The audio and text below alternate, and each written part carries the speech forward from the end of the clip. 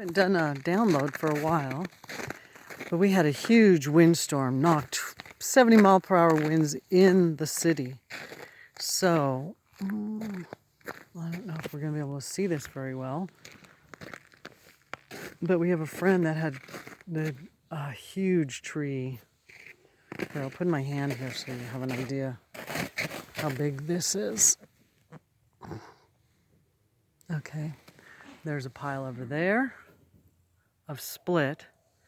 There's a pile here of unsplit. Jim's been doing this for the last couple of days.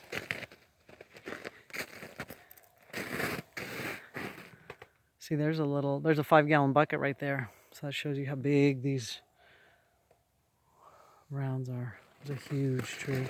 And then there's all the split stuff he's been bringing home in the back of his truck and a trailer. And here, I'll put my foot here. Sorry,